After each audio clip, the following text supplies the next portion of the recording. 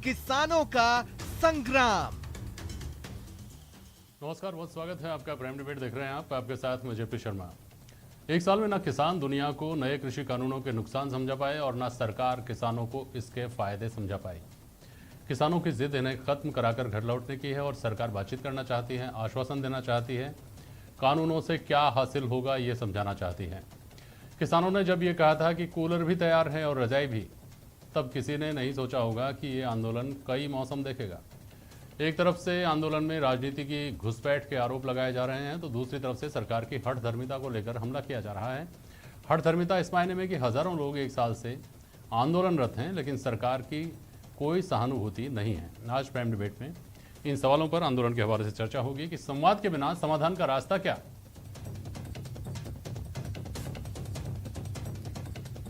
आंदोलन के उद्देश्य राजनीतिक होने के आरोप कितने सही, और साल भर में भी किसानों को कानूनों के फायदे क्यों नहीं समझा पाई सरकार। हमारे साथ के सारण साहब हैं, राजस्थान किसान यूनियन के अध्यक्ष हैं। आप भैराराम चौधरी साहब हैं, भारतीय जनता पार्टी के उपाध्यक्ष हैं। आर तिवारी साहब हैं, आप कांग्रेस के प्रवक्ता हैं। और एसपी मित्तल साहब हमारे साथ जुड़ रहे हैं, वरिष्ठ पत्रकार। बहुत स्वागत है आप सभी का। सारण साहब, पहले आपके पास आ रहा हूँ। देश की 2/3 से ज़्यादा आबादी खेती किसानी से अपना काम चलाती है, अपना पेट भरती है। उस लिहाज से जो बंद में आज आपके लोगों की शिरकत दिखी, क्या उन लोगों का इसमें पूरी तरह से इन्वॉल्वमेंट है? उस अनुपात में लोगों का इन्वॉल्वमेंट था? निश्चित तौर से इस टाइम किसान जो है चौतरफा घिरा हुआ है। एक तरफ तो उसकी फसल पकाई पे आई हुई है, दूसरी तरफ आंदोलन में उसकी भागीदारी सुनिश्चित करने में परिवार जुटा हुआ है और दोनों मोर्चे पे किसान बखूबी लड़ाई लड़ रहा है। और दुर्भाग्य की बात है कि केंद्र सरकार 10 महीने आज हो चुके धरना दिए हुए और किसानों को न तो दिल्ली के अंदर घुसने दिया। कैसा लोकतंत्र है, समझ से बाहर की बात है। जिसमें प्रदर्शन करने के लिए राजधानी में लोग नहीं जा सकते, जिसमें अपनी बात कहने के लिए सरकार से संवाद नहीं कर सकते और सरकार सिर्फ बयानबाजी कर रही है। सरकार सिर्फ झूठ को आधार लेकर के और किसानों को गुमराह करने का काम कर रही है कि सरकार न तो बात करने के लिए तैयार है और ना ही सरकार जो है किसानों को किसी भी तरह की राहत देने के लिए तैयार है। ये कृषि कानून तो किसी भी सूरत में किसान को ही नहीं, ये देश के हर नागरिक के ऊपर इसका इफेक्ट आएगा, जिसके अनेक प्रमाण मौजूद हैं अलग अलग राज्यों के अंदर। और उस प्रमाण का एक सबसे बड़ा जीता जागता उदाहरण बिहार है। बिहार में मंडियां ख़त्म हो गई थी काफ़ी साल पहले ही। उसका परिणाम ये निकला, आज देश के छोटे से छोटे कस्बे के अंदर भी बिहार का मजदूर आपको मिल जाएगा, क्योंकि किसान को खेती करने से कोई लाभ वहाँ नहीं मिला। उसकी खेती उजड़ गई, उसने इतना ही खेती की जितनी उसके परिवार की आवश्यकता की पूर्ति हो। उसके अलावा उसने जो है पलायन करके मजदूरी करना ज़्यादा बेहतर समझा। ये पूरे देश के किसानों को उस मजदूरी की तरफ धकेल करके बड़े पूंजीपतियों को सस्ते में लेबर दिलाने की योजना का हिस्सा है, जो ईस्ट इंडिया कंपनी की तर्ज पर ये सारी कार्यवाही हो रही है, जिसमें बड़ी कंपनियां जो दुनिया की और देश की बड़ी कंपनियां हैं वो सारी कंपनियां इसमें इन्वॉल्व हैं और सरकार के ऊपर उन सारी कंपनियों ने कब्जा कर लिया है। ये सर्वविदित अब इस किसान आंदोलन के अंदर हो चुका है।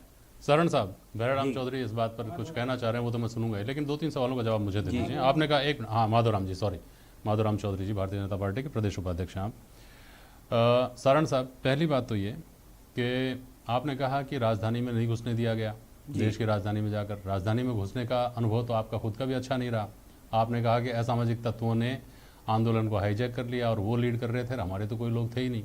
तो आप ऐसी जोखिम क्यों कर दोबारा लेना चाहते हैं, पहली बात। दूसरी बात, आपने कहा कि सरकार की तरफ से बातचीत नहीं हो रही, तो वो आमंत्रण किस तरह से आए आप, जिसको आप माने कि सरकार तो बार बार ये कह रही है कि हम बातचीत करना चाहते हैं, बातचीत करना चाहते हैं, बातचीत करना चाहते हैं।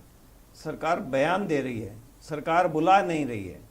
सरकार जैसे 11 दौर की बातचीत हुई, सरकार के जो मुखिया हैं वो पार्लियामेंट में कह रहे हैं हमें समझ ही नहीं आ रहा कि कानून में 11 काला क्या है, जबकि वहां 11 दौर की बात में एक एक चीज का खुलासा हुआ है और एक एक पॉइंट टू पॉइंट सरकार को अवगत कराया कि इससे ये नुकसान है एक एक पॉइंट पे, और वहां सहमति दर्ज की है और पार्लियामेंट में कहते हैं हमें मालूम ही नहीं है काला क्या है। ये देश को गुमराह करने के रास्ते हैं, इसके अलावा और कुछ नहीं। बोलिए माधुराम जी। रही बात असामाजिक तत्वों का आंदोलन के अंदर शरीक होने की बात, उसके प्रमाण अब सामने आ गए हैं। ये सत्ताधारी पार्टी के ही पदाधिकारी, उनके वर्कर जो वीडियो में और उनमें पकड़ में आ गए बाद में, जिन्होंने ये सारी इसीलिए कह रहा हूँ कि मैं तो इसीलिए बोल रहा हूँ आपको कि आपका खुद का अनुभव अच्छा नहीं रहा। नहीं, हमारे आप अगर पहले उस आंदोलन को भटकने से नहीं रोक पाए, किसी भी आंदोलन तो कैसे रोक लेंगे? किसान वर्ग के किसी भी आंदोलन में कहीं भी हिंसा नहीं हुई है देश के अंदर। जहाँ किसान का आंदोलन हुआ है वहां हिंसा को कोई स्थान नहीं है, लूटपाट नहीं हुए किसान आंदोलन में कभी भी। यहाँ राजस्थान में अनेक आंदोलन हुए हैं देश की आजादी के बाद, एक भी आंदोलन ऐसा नहीं है जहाँ हिंसा हुई। हाँ, लेकिन हिंसा उन लोगों ने की है जो राजनीतिक तौर से और लोगों को लड़ा करके सत्ता के अंदर आने का जो सब ख्वाब देख करके सत्ता में जो आए हैं, उन लोगों ने हमेशा हिंसा फैलाई है, ये सर्वविदित है। ठीक है, तिवारी जी आपके पास आऊंगा। पहले माधुराम जी। जी सर, बोलिए, आप जवाब देना चाह रहे थे। मैं ये बताना चाहूँगा, अभी आप कह रहे हैं कि काले कानून है, मैं तो ये बताना चाह रहा हूँ कि कानून में ये कहीं शर्त नहीं है कि आप माने, ये तो ऐच्छिक है। किसान चाहे तो माने, नहीं है तो नहीं माने, समझाने या न समझाने का कोई उसमें वो ही नहीं है। आप दूसरी बात, आप इन चित्रों को देखने से पता चलेगा, इन चित्रों में जैसे लाल झंडे और जो कांग्रेस के झंडे दिख रहे हैं, उससे क्या आपको लगता है कि ये पूर्ण रूप से किसानों का आंदोलन रहा है?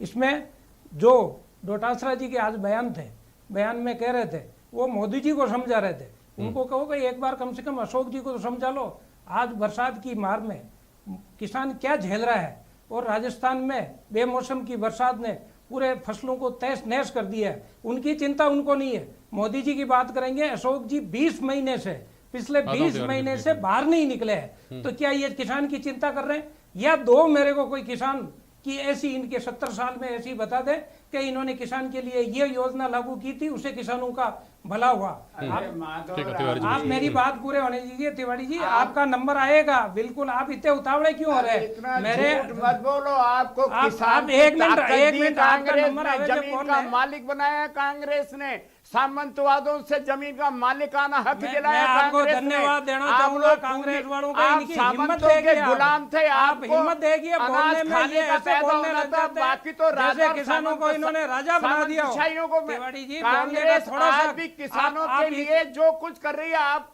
अधिनायकवादी। आप ये बताइए ना, 20 महीने से अशोक जी क्या कर रहे हैं साहब? आप जवाब दीजिए। देश में अधिनायकवादी ताकतों ने देश के मजदूर और किसान के साथ ये मजदूर और किसान का बार बार नाम लेके अभी जी कह रहे थे कि बिहार में किसानों के साथ में जो कुछ हुआ, क्योंकि वो उसके लिए जिम्मेदार आप हैं, क्योंकि बिहार के किसान को मजदूर के रूप में काम करना पड़ता है। काले कानून को वापस लेने के लिए आपको क्यों नहीं वापस आप लेना चाहते हैं? तिवारी जी, सामंतवाद से आपने मुक्ति दिलाई, कौन दिलाता भाई साहब? सरकार तो आपकी रही है ना 60 साल तक। अरे देश की आजादी से मैं कह रहा हूं, जेपी साहब ये कह रहे हैं कि कांग्रेस ने क्या किया? कांग्रेस ने जमीन का मालिक बनाया आपको, जमीन का उपज का मालिक बनाया। एक बात तथ्यात्मक है, एक बात का जवाब दीजिए। सुनिए माधुराम जी, अरे भाई बिहार के लोग मजदूरी के लिए निकलने लगे और बिहार की हालत खराब है। कब तो ये कानून आए थे जो बिहार में लागू हुए, या इन जैसे कानून लागू हुए? और कब बिहार में राम राज्य था जो खत्म हो गया? उससे पहले बिहार की स्थिति नहीं थी क्या? बिहार के बारे में शुरू से ही सुनते आ रहे हैं। बिहार देश के सबसे पिछड़े राज्यों में शुरू से खत्म किया था उसको आप लोगों ने खत्म किया। जेपी साहब, आजाद भारत का 75वां हम लोग अमृत महोत्सव मना रहे हैं। जिस किसान का बेटा जवान की रक्षा करता है, जो किसान धरती का सीना चीर करके हमारे 130 करोड़ लोगों का पेट भरता, आज 1 साल से सर्दी गर्मी बारिश के अंदर वो आज भी अपनी मांगों के लिए डटा हुआ है। 700 से ज्यादा किसान शहादत को प्राप्त हो गए।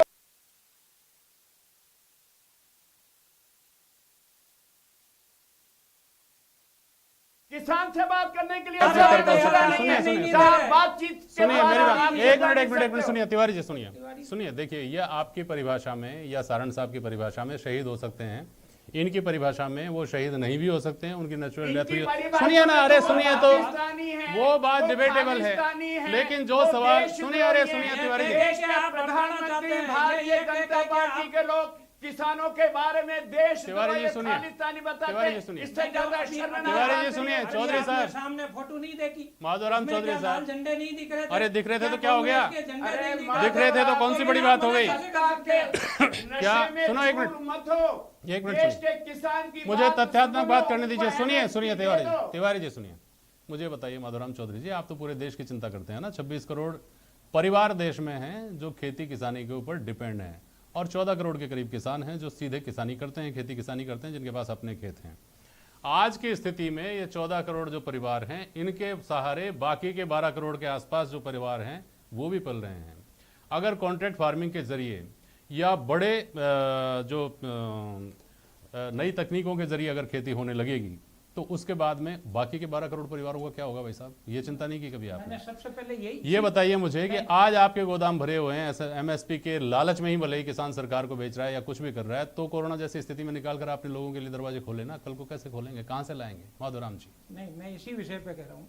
सबसे पहले मैंने यही कहा था, मैंने कहा ये कानून ऐच्छिक है, चाहे तो लागू होंगे, किसान चाहेगा तो लागू करेगा। ये लोग भ्रमित कर रहे हैं उनको कि ये कानून मैंडेटरी थोड़ी है। आप अगर देश में अगर लगेगा किसान को कि मेरे लिए ये फायदे के हैं तो लागू होंगे, नहीं तो इन्होंने ये कह रहे कानून मांगे ही नहीं माधवराम जी। कानून का मतलब ऐच्छिक नहीं होता है। किसान कह रहे हमको कानून की जरूरत ही नहीं राज्यों के है। संदर्भ में नहीं, मांग नहीं, जिसने नहीं, करी नहीं, आपसे ऐच्छिक तो क्यों नहीं? राज्यों के संदर्भ में ऐच्छिक हो सकता है। राज्य चाहे तो लागू करें, राज्य चाहे तो लागू ना नहीं करें। किसान सब आप तो ये समझते हैं। ऐच्छिक है। और पंजाब में आप बात करते हैं लेकिन- गोदामों की, मैं बात लेकिन- करना चाहूंगा जेपी साहब, हाँ। नेस्ले का क्या गोदाम मोदी जी के आने के बाद बने?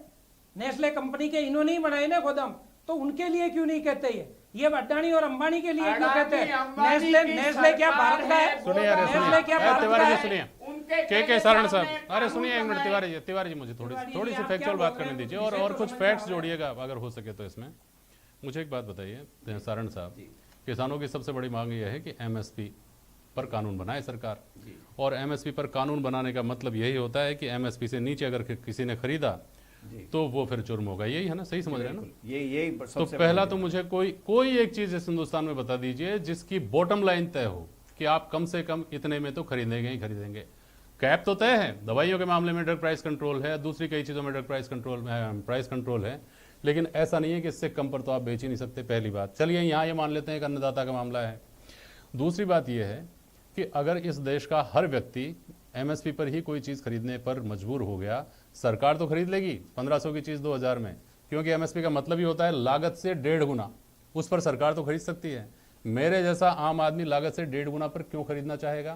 पहली बात। दूसरी बात, एक ही किसान तमाम फसलें तो उगाता नहीं है। किसान को तो हम गरीब शोषित आदमी मानते हैं ना, तो सारी चीजें तो अकेला किसान पैदा नहीं करता। गेहूं पैदा करने वाला गेहूं पैदा करना है, चने को खरीद लेगा क्या एमएसपी पर?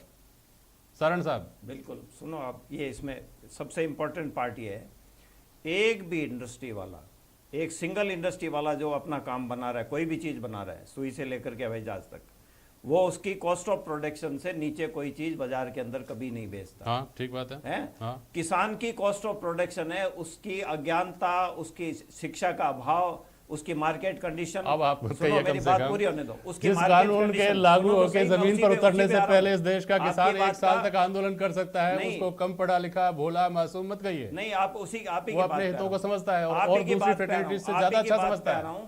किसान की लागत जो है उस किसी भी फसल के ऊपर उसकी लागत नहीं मिल रही है, लागत से माइनस के अंदर वो सारी चीजें बेच रहा है। इसीलिए खेती से किसान वर्ग के हर परिवार में 1 या 2 आदमियों ने पलायन किया है, मजदूरी की है, दूसरा काम किया है। उसके सबसे बड़ा पीछे रीजन ये है।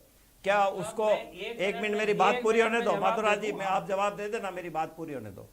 तो क्या किसान को उसकी मिनिमम लागत जो है, जो आयोग नहीं, बने आप तो बार ये बार, समझा देना कैसे स्वामीनाथन मिलेगी? आयोग बना है, हुड्डा आयोग बना है, तो आप बात पूरी बता दे कैसे बात मिलेगी? पूरी तो होने दो, फिर समझ में आ जाएगी कैसे आप एक ही मिलेगी। पॉइंट में बतावे कि कैसे होगी, समय कम है, मैं भी मेरी बात हाँ कर तो दूं। आप अपनी बात मैं- कहना मैं ना, ये कहूं- आपसे जब पूछें, जब मैं बताऊं। आपकी पूरी पार्टी की ये पोजीशन है, वो किसी दूसरे की बात बोलने तो साहब, देते आप नहीं हमारी है। पार्टी में रहे हो और तो हमारे मैं साथ नहीं में रहा रहे हो, कभी आप क्या ना, बात मैं करते कभी हो? नहीं रहा आपके पिताजी बीजेपी रहे, में, सब रहे हो। बीजेपी में मैं आज कभी आप नहीं अलग रहा। बात बात करके तीनों बैठे एक हो, आप मिनट ये रुकिए, बातें मैं क्यों ऐसे कर रहे हो? बीजेपी में मैं मैं कभी मित्तल साहब नहीं के रहा। पास नहीं रहा तो हमारे साथ कोई बात नहीं, रहे कोई ये बात नहीं, वो discussion व्यक्तिगत का बात यहाँ है, नहीं वो है। व्यक्तिगत बात है। ये discussion मित्तल का यहाँ नहीं है, साहब, जो मित्तल बात चल साहब, रही है, नहीं, आप कह रहे हो जब मैं ऐसी कह रहा हूँ, स्थिति में- आपको तो MSP की जो बात चल आप रही है- मुद्दे की बात एक मिनट, करिए। एक मिनट। अब मैं एमएसपी पे मैं MSP अरे की जो सुनिए ना बात सर, चल रही है, आप उसको पूरी तो होने दो, पूरी तो होने दो, पूरी एक तो होने दो, एक मिनट, पूरी तो होने दो। उसके माधवराम जी बाद इनकी बात पूरी हो जाने दीजिए, माधवराम जी उसके बाद बोल लीजिएगा। हाँ, पूरी करिए अपनी बात, इसका जल्दी पूरी सीधा सा करिए। रास्ता ये है, हाँ। ये किसान को भीख नहीं चाहिए। किसान कोई भी चीज मुफ्त में नहीं लेना चाहता, उसको हाँ। जबरदस्ती मुफ्तखोरी की आदत डाली जा रही है देश के अंदर। अच्छा, उसको उसका लाभकारी मूल्य मिल जाए, उसके लिए अनेक आयोग इस देश में बने हैं। स्वामीनाथन आयोग बना है, हुड्डा आयोग भी बना है, उससे पहले भी आयोग बने हैं। उन आयोगों ने जो सिफारिश की है किसानों की दशा सुधारने के लिए, आयोग इसलिए बनता है किसी एक वर्ग को एक विशेष ये सारी स्थिति बातें में, सारण एक साहब सब इस जानते हैं। विजय की देखिए मैं स्थिति तो में एक उसको बात का अगर उभारने आप के लिए आयोग बनता एक है। बात एक शंका का निवारण जी, कर सकते हैं तो जी, कर जी, दीजिए। जी, सरकार खरीदे, एमएसपी से डबल पे खरीदे, किसी को कोई आपत्ति नहीं है। हालांकि पैसा हमारा ही जाना है, वो सरकार कोई अलग चीज नहीं है। लेकिन आम आदमी को कैसे मजबूर कर सकते हैं कि आप भी उसी दाम पर खरीदिए जिस पर सरकार खरीद रही है? नहीं, आम आदमी और चीजों पे तो किसी पे मजबूर नहीं करता। किसान के उत्पाद को ही फ्री में लेना क्यों चाहता है आम ठीक है। आदमी? तो मतलब हम ये चाहते आम हैं आदमी नहीं, इस आम बात को आप आदमी जस्टिफाई सरकार करते मदद हैं, करे। इस बात को जस्टिफाई करते हैं हम हाँ, ना, इस- बस ये आंदोलन इस ये बात को important जस्टिफाई part करता है। है, ये सरकार आंदोलन जो इस बात को सब्सिडी जस्टिफाई देती है, करता है वो कि सब्सिडी जिस देती तरह है, वो आम आदमी को दे। सरकार उचित मूल्य दे, हाँ। उसी तरह आम आदमी भी उचित मूल्य दे हाँ, बिल्कुल दे। किसान की फसल हाँ का। बिल्कुल, अब सरकार उसकी भरपाई करे टैक्स के पैसे से। मित्तल जैसे साहब, इन चंद उद्योगपतियों को लाखों हाँ, कुल करोड़ मिला रुपए करके भरपाई वो करिए, टैक्स भी आम इसमें आदमी का ही किसान जाना को है करे। और एमएसपी भी आम आदमी को ही देना है। मित्तल साहब, ऐसी स्थिति में जब साल भर हो गया इस आंदोलन को खिंचते हुए, क्या इसके हल का कोई रास्ता दिखाई देता है? कुछ लोग ये कहते हैं कि उत्तर प्रदेश के चुनाव आने वाले हैं, वो इसका पटाक्षेप कर देंगे। कुछ लोग ये कहते हैं कि पंजाब के चुनाव भी आने वाले हैं और चूंकि सारे आंदोलन का जो एपी सेंटर है वो पंजाब है, तो उसके साथ ही इसका पटाक्षेप अपने आप हो जाने वाला है। क्या इस थ्योरी को मानते हैं आप, एसपी मित्तल साहब? जेपी जी, मेरा मानना है कि ये जो 3 कृषि कानून है, इनको लेकर देश में बहुत बहस हुई है और आपने और हमने भी कई बार चैनल पे बैठ के इन सब चीजों को देखा है और इनके विचार विमर्श किया है और सरकार और किसानों के बीच में भी कई दौर की बातचीत हुई है। मुझे ऐसा लगता है कि सरकार जो है शायद वो किसानों को समझाने में विफल रही है, इसी प्रकार जो किसान है वो शायद सरकार तक अपनी बात को पहुंचाने में विफल रहे, इसलिए अभी तक ये मुद्दा बना। लेकिन महत्वपूर्ण बात यह है कि ये जो किसान आंदोलन है ये सारा का सारा हरियाणा, दिल्ली और पंजाब तक सीमित क्यों है? आज किसान संयुक्त मोर्चा ने ये कहा, भारत बंद का उन्होंने आह्वान किया। हम आज देख रहे हैं कि क्या पूरे देश में आज बंद है। और जो राजस्थान है, यहाँ जो भारत बंद को है वो राजनीतिक दलों ने समर्थन किया, उसमें कांग्रेस भी शामिल थी। राजस्थान में कांग्रेस की सरकार है, हमने देखा कि मिला जुला असर। मेरा ये मानना है कि जो गंगानगर जो पंजाब से जुड़ा हुआ जो जिले हैं उनमें थोड़ा बहुत असर देखा गया है, लेकिन राजस्थान के किसी कोने में आज बंद नहीं था। तो ऐसी स्थिति के अंदर हमको देखना पड़ेगा कि आखिर ये किसान आंदोलन किस दिशा में जा रहा है। सबसे महत्वपूर्ण बात पिछले दिनों की है, जब जो राकेश टिकैत है उन्होंने ये कहा कि नहीं, हम तो क्या नाम से चुनाव में भूमिका निभाएंगे और उत्तर प्रदेश के चुनाव में भूमिका निभाएंगे। और उन्होंने कहा कि हमारा आंदोलन अब ये जो किसान 3 कृषि कानून तक सीमित नहीं है, बल्कि पेट्रोल को लेकर भी है, महंगाई को लेकर भी है। और उन्होंने यहाँ तक ओबीसी के लिए कह दिया कि वो भारतीय जनता पार्टी के अब्बा जान है और हम चुनाव के अंदर क्या नाम से जो है वो भाजपा को हराने का पूरा प्रयास करेंगे। तो अब हमको ये देखना पड़ेगा कि ये जो किसान आंदोलन है आखिर किस दिशा में जा रहा है। ठीक, तिवारी जी कुछ कहना चाह रहे हैं, बहुत संक्षेप में बोलिएगा। मैं एसपी मित्तल साहब से कहना चाहता हूं, राजस्थान के 13 जिलों में बंद का गहरा असर था। मित्तल साहब, आप यूं मत कहो केवल गंगानगर में था, नहीं था। देश के अंदर जेडीयू तो भारतीय जनता पार्टी का सहयोगी दल है, अकाली दल सहयोगी दल है, आज उनके साथ में है क्या?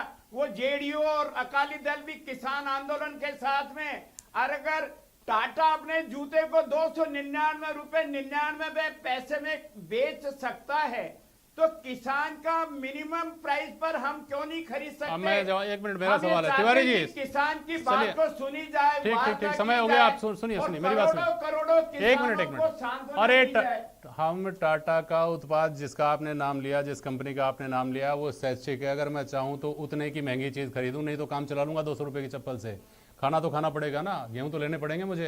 अगर गेहूं भी मुझे 2000 रुपए के लेने पड़ गए, 2500 के लेने पड़ गए, तो कैसे काम चलाऊंगा? तो ये तुलना मत करिए, ये तुलना मत करिए। सुनिए सारण साहब, सरकार हमसे ही लेकर हमको ही देगी सारण साहब, आप जानते हैं, और कितना देंगे उसमें से कितना वापस आ पाएगा ये भी आप बेहतर जानते हैं। अब मुझे तो ये बताइए कि 4 महीने बाद यूपी के चुनाव होने वाले हैं, राकेश टिकैत के बारे में कहा जा रहा है कि चुनाव लड़ेंगे, क्या आपको ऐसा नहीं लगता कि 4 महीने बाद इस आंदोलन की दिशा बदलने वाली है सारण साहब? नहीं, ये तो अभी राकेश टिकैत ही बता सकते हैं। आंदोलन की दिशा नहीं बदलने वाली, इसलिए नहीं बदलने वाली, जो मुख्य भूमिका में आंदोलन के जो लोग हैं वो चुनाव लड़ने की उस रणनीति के अंदर शामिल नहीं है, लेकिन उस रणनीति में शामिल है कि राजनीतिक दबाव दिया जाए। बीजेपी ने उनकी बात नहीं मानी, इसलिए बीजेपी का विरोध करके उसको सत्ता से बेदखल करने का काम किसान करेगा। लेकिन आप उस पे हम स्टैंड कर रहे हैं और करेंगे। अगर कोई बात कर सकते हैं तो कह दीजिए अपनी बात। अगर जो बात सारण साहब ने और तिवारी साहब ने कही, दोनों को मिला के मैं उनके मुद्दों पे ही आना चाहता हूँ। ये बार बार ये कहते हैं कि किसान को उसका मूल्य मिलना चाहिए। मूल्य के लिए एमएसपी बढ़ाने का काम मोदी जी ने किया। सेकंड, दूसरा 1 मिनट में सेकंड ये है कि उन्होंने 10,000 एफपीओ खोलने का पूरे हिंदुस्तान में काम हो रहा है। प्रोसेसिंग करके ही किसान अपना मूल्य प्राप्त कर सकता है, उसके बिना नहीं कर सकता। बातों से नहीं होता। फिर आप किसान की बात कर रहे हो, किसान की लागत तो बढ़ रही है। अभी इस मुद्दे पर कई बहस होनी बाकी है। आज की बहस में फिलहाल इतना ही। बहुत शुक्रिया आप सभी का आज के लिए। नमस्कार।